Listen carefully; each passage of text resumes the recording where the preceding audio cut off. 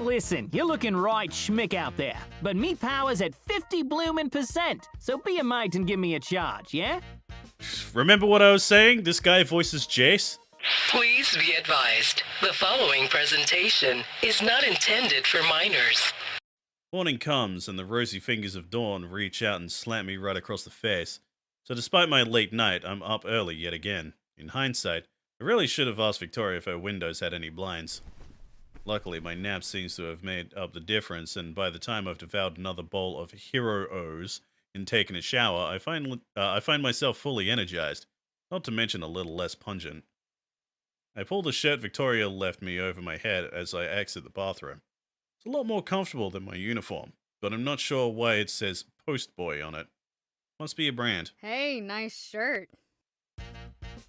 I jump in surprise, nearly tripping over myself as I turn to face Miss Dynamo, who is leaning against the nearby wall. Out of instinct, I take a cautious step backwards. Easy there, Sunshine. No need to be so jumpy. Isn't there? Because yesterday, well... What about yesterday? You threatened me? Remember? Oh yeah, I did. So that's really it then? You're over it? I'm not gonna turn my back and get stuffed into a mailbox when I least expect it? Only for fun, not spite. Oh, well, if it's for fun. Blacklist for people who do the wrong thing on purpose, like a certain arachnid. As long as you do the best you can and stay true to you, your ass will be postage free. Just don't go thinking it's because you're special or anything. I Babaka. forgave Captain Commander, and he tried to impale me with a flagpole when he was being mind-controlled. Nova just really trusts you, that's all. I've run through brick walls for that little nerd, even when she didn't want me to. So if you let her down, it won't be a mailbox or dumpster you end up in. It'll be a volcano. Yes, ma'am. Oh good. That's reassuring. It's just what a budding relationship needs, I think. The looming threat of someone with godlike powers sending me straight to the Earth's core if it doesn't go well. They keep things discreet for now. So maybe you can settle this. Is his name... Oh, see, Captain Commander was what he called himself before being mind-controlled. Now he's Captain Commodore. That's where all the confusion comes from. Or, wait, was it the other way around? Oh, hey, you're here early. Victoria steps out of her room with a laptop and an overstuffed binder, which she places on a nearby table. Hey, I'm always punctual, ain't I? Only if we're going by Dynamo Standard Time. Seriously, did you just come here to intimidate Stan again? Yeah, feels like it. No, we just had a nice chat. In fact, we're getting along famously, ain't we, Sunshine? Before I can respond, I hear a whoosh and feel a finger poke the side of my head. Even a teasing tap like that sends me stumbling. By the time I've recovered, Dynamo is propped up against a pillar, grinning impishly. Yeah, like a secret lair on fire. Good! I knew you two could learn to coexist. And how about our other friend? Did he behave himself? Yep, just followed me around in his usual creepy silence. Dynamo jerks a thumb over in the direction of Victoria's workbench, where the shining Nova suit that had left with her yesterday stands like a statue. Oh, right, that's what happened. I forgot about that. Don't tell me you're gonna get on me about giving it a voice too. Gotta admit, it might be useful. And awesome. Just imagine, you're out in the field, and suddenly... Listen, you're looking right schmick out there, but me power's at 50 bloomin' %, so be a mate and give me a charge, yeah? Remember what I was saying? This guy voices Jace? Or how about a Russian one? No, Scottish. You know, I think you two might be worse when you're working together. And my suit won't be getting a voice no matter what the accent is. At least not until we've taken care of the matter at hand. I think I finally got a winning plan that's going to take down Scorpion, but it's going to take a lot of work from all of us. So focus up. Though first, I need some coffee. Stan, would you mind helping me with that? Sure. Victoria heads to the kitchenette and I follow. Dynamo raises a suspicious eyebrow but doesn't object. As Victoria fills up her coffee maker with water, I grab a pair of mugs. So, about last night, I'm still, evaluating, but I don't regret it. I just want you to know that.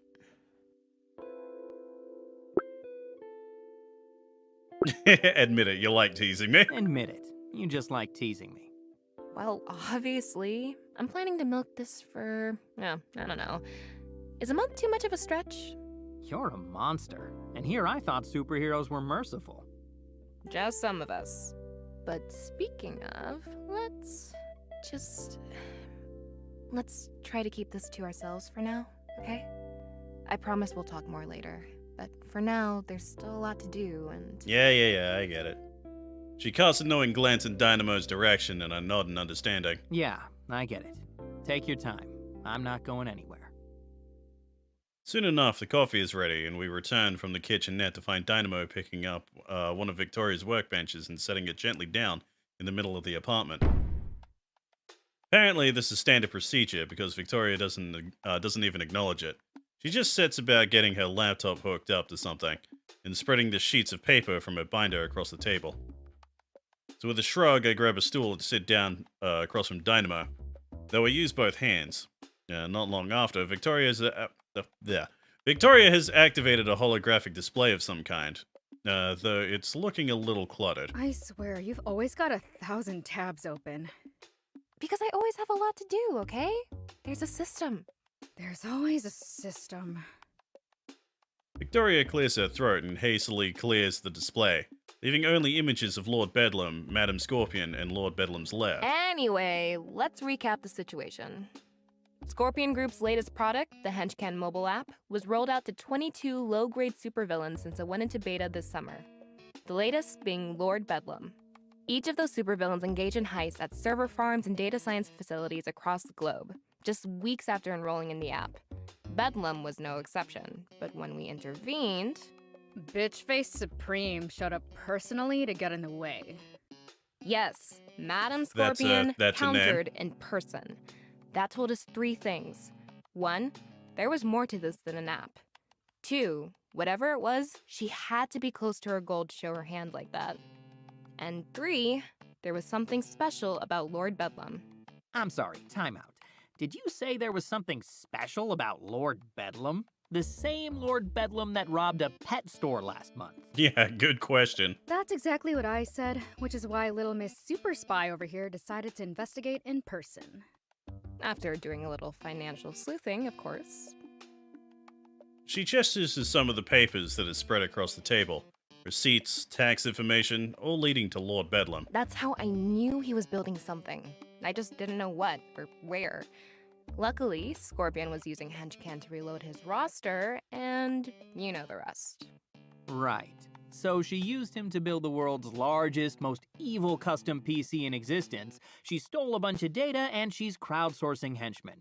How is it all connected? I wasn't sure either. Not until I was around her long enough to confirm something about her. Remember that important little detail I told you yesterday morning? Her powers. Her powers? Exactly. These are all tools that she can use in perfect harmony with her own superhuman abilities. Before I was able to see her operate up close, the idea of her cerebral superprocessing was just a theory. Most of her abilities were. She rarely steps into the limelight, and when she does, she leaves a smokescreen. And a stench. But you're right.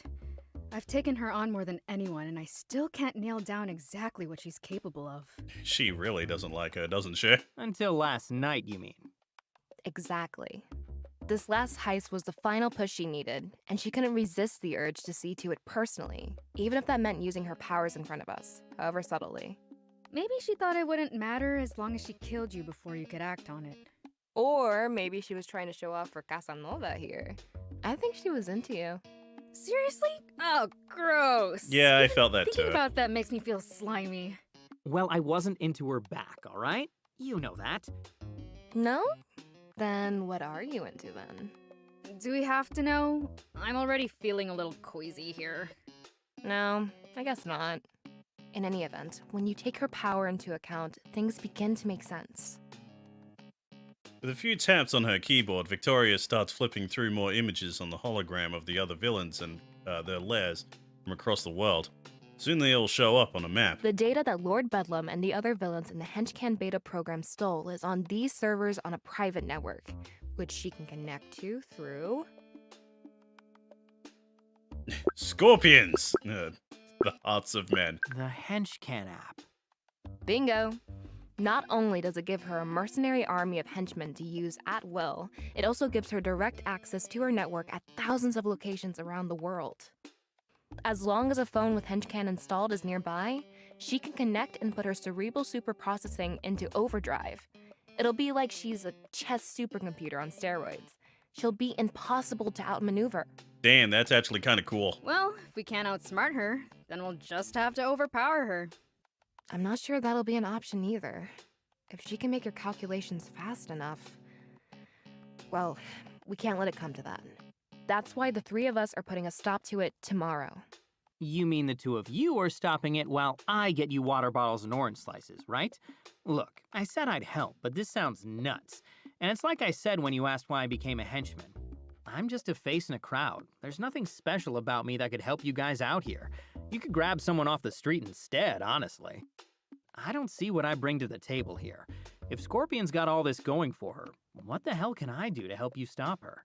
I'm getting to that, but you really need to stop selling yourself short. Oh, but it's what I'm best at. I know you don't like to stand out in a crowd, but you're not an interchangeable cog in a machine. The world is made of individuals. No one has your exact experience and personality. There's no one in this world who can round out this team in the way that you can, especially because that's something that drives you, a penchant for teamwork. Honestly, that glimmer of selflessness is part of the reason you impressed me, and part of why you can help. All right. So, what sort of help am I providing then? Like I said, I'm getting to that. Please, quickly. Victoria clears the holographic display and brings up a map of the secret lair. It's not complete, but it's accurate.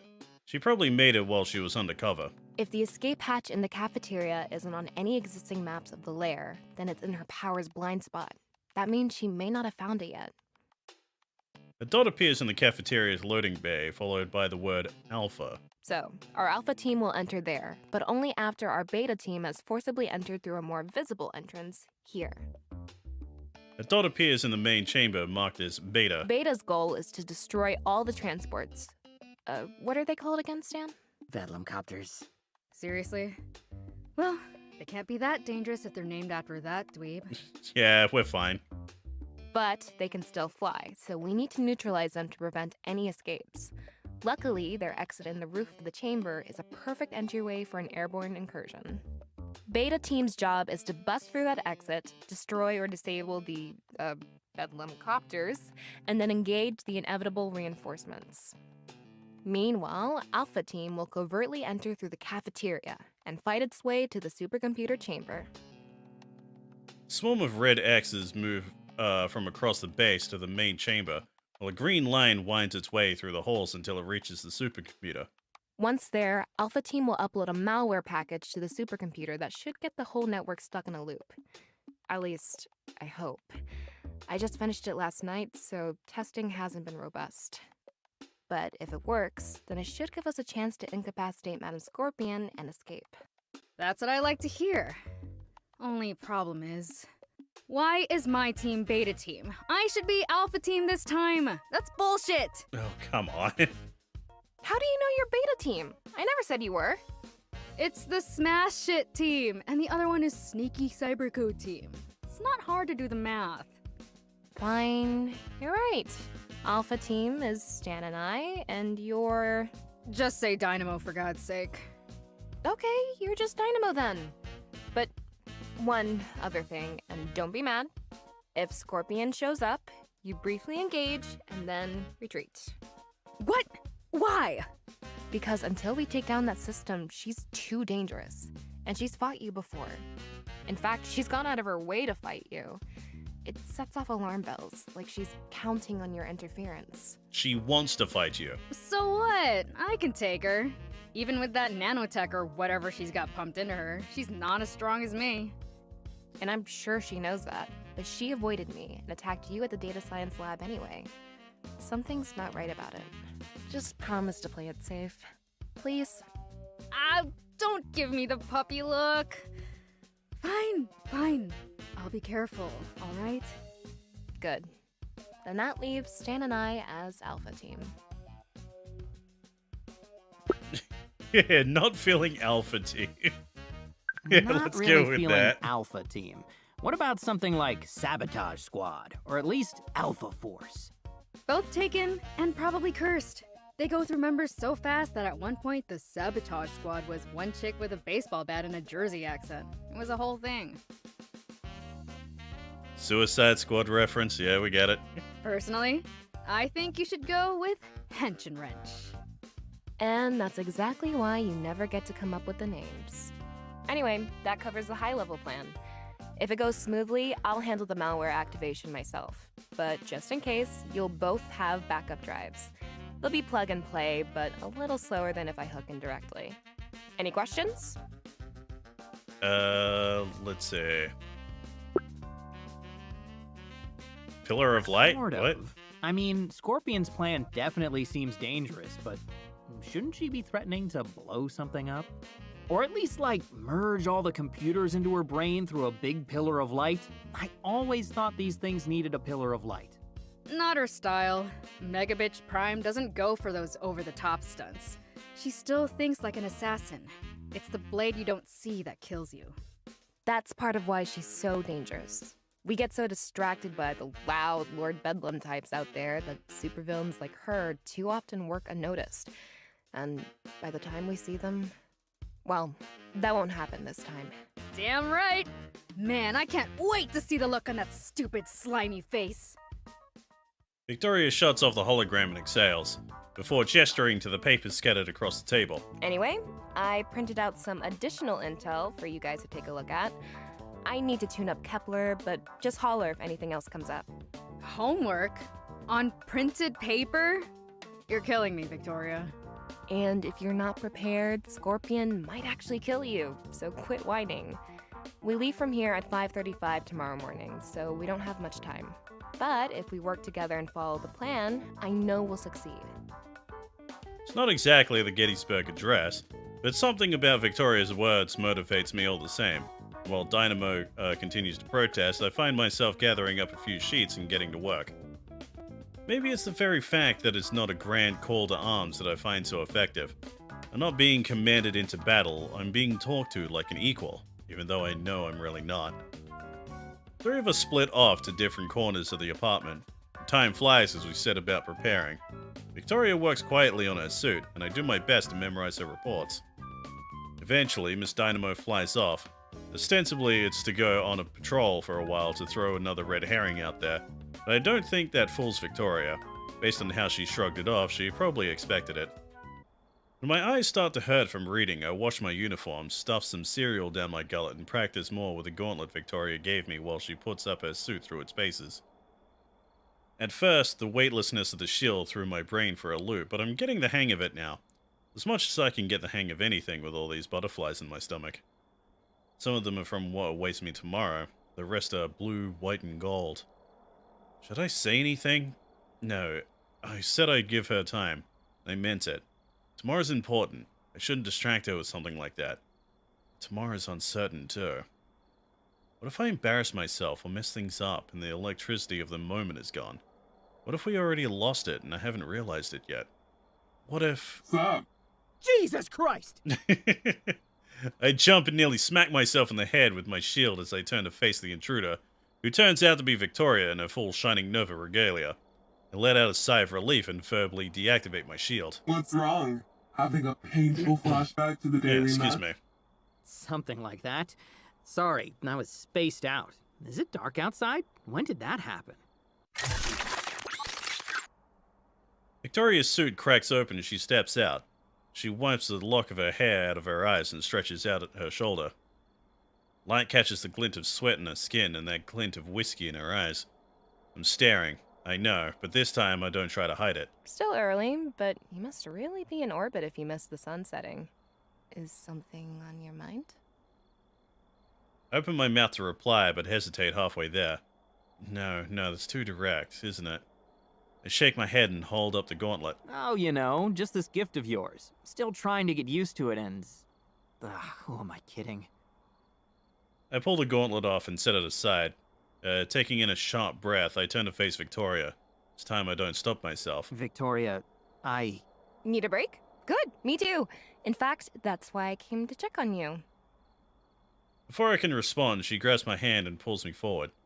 Wait, she's stepping back into the suit? Hold on. Let's get a breath of fresh air. Holy shit! And we're off. Suddenly my feet leave the ground and we're rocketing upwards. My eyes are forced closed as the cold night air whips across my face. My stomach drops so fast it's as though it's been left behind entirely.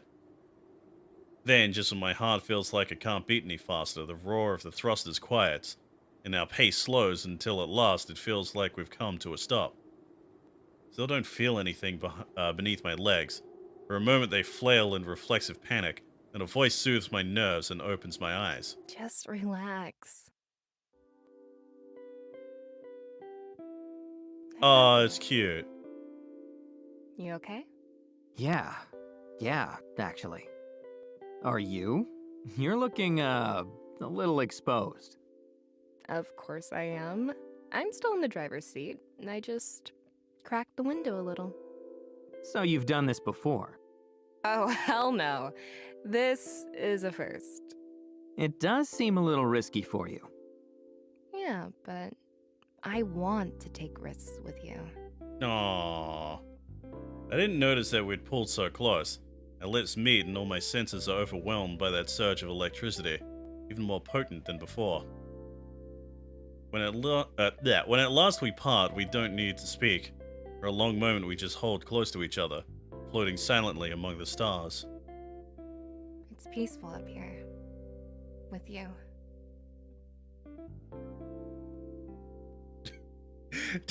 We're gonna ham this up like crazy. It's beautiful, but it can't compare to you. You cornball. Cut it out. But I was just about to dust off my poetry skills. Oh, Victoria, I could compare thee to a twinkling star. I could drop you. Right now. Nah, you'd miss me too much. You'd catch me. Yeah, I would. I promise. You better. Just as long as you promise to hold on to me. I will. Promise. Oh, Victoria, how shall I cling to thee? Let me count the ways. Oh my god, shut up. Still laughing, she leans in and I happily oblige. And so we drift through the starry sky, filling the clouds with lightning for who knows how long. Can't say I've been keeping track. Lost all concern for time. I know that from the moment she took my hand to the moment that we at last drift off to sleep, entwined together in her bed. It'll be a night that lasts forever for both of us. That was adorable.